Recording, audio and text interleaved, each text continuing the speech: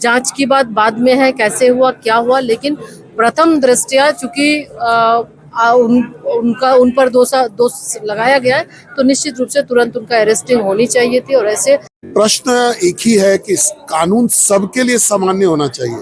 कटकम सांडी का ही एक मामला है जहां पर एक दुखद घटना घटी, एक बहन जल के मर गई, उसके हस्बैंड को तुरंत जेल भेज दिया गया। ये भी उसी प्रकार का मामला है। इसमें भेदभाव क्यों हो रहा है, ये राज्य सरकार को उस पर जवाब या जिला प्रशासन को उस पर जवाब देना चाहिए। देखिए, हजारीबाग में जो सबसे बड़ा मामला विगत दिनों घटा था, जिसमें एसडीओ की पत्नी जलकर मर गई थी, और उसके बाद परिवार वालों ने गंभीर आरोप एसडीओ और उनके परिवार वालों के ऊपर ही लगा दिया था। बहुत बड़ा प्रकरण था। सड़क पर परिवार वाले निकल कर आ गए थे। अनीता देवी, जिनकी मौत 29 दिसंबर को हुई थी, रांची में इलाजरत थी। 27 तारीख को एक घटना घटी थी। उसके बाद जो सबसे बड़ा बयान निकल कर आ रहा है वो केंद्रीय मंत्री अन्नपूर्णा देवी और हजारीबाग के सांसद मनीष जायसवाल की तरफ से आ रहा है। तो आप कह सकते हैं कि इस मामले ने फिर से तूल पकड़ ली है, और हजारीबाग में तरह तरह की बातें भी हो रही थी। जिस तरीके से परिवार वाले सड़क पर आए थे, और उसके बाद यहाँ तक उन्होंने कह दिया था कि सीबीआई की जांच होनी चाहिए, और सड़क पर निकलकर सीधे गिरफ्तारी की मांग कर रहे थे।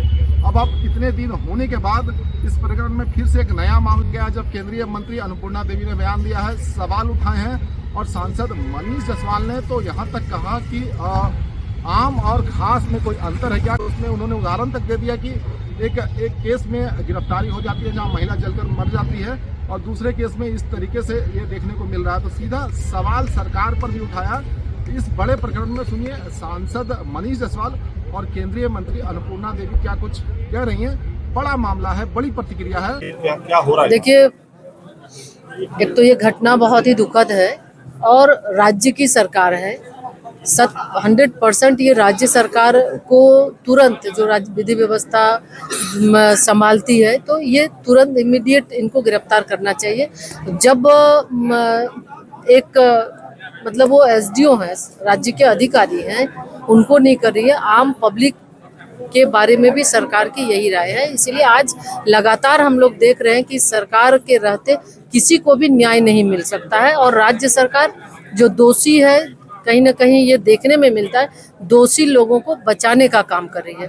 तो निश्चित रूप से ये बहुत ही गलत है, और हम तुरंत जांच की बात बाद में है, कैसे हुआ क्या हुआ, लेकिन प्रथम दृष्टया चूंकि उन पर दोष लगाया गया है, तो निश्चित रूप से तुरंत उनका अरेस्टिंग होनी चाहिए थी। और ऐसे जब अधिकारी ऐसा करेंगे और उस पर कार्रवाई नहीं होगी, तो आम जनता फिर क्या करेगी। तो इसलिए राज्य सरकार भ्रष्टाचार में लिप्त है। इस सरकार कभी भी ऐसे इन सारी चीज़ों को, चूँकि ये पहली घटना नहीं, इस तरह की कई घटनाएं हो चुकी है। किसी मासूम को जला दिया गया, किसी मासूम को फांसी पे लटका दिया गया, किसी मासूम को के ऊपर तेजाब छिड़का गया, लेकिन ये सरकार है कि सब पर जो अपराधी हैं, अपराधी पर कोई कार्रवाई नहीं करती, जिसके वजह से दिन प्रतिदिन मन बढ़ता जा रहा है।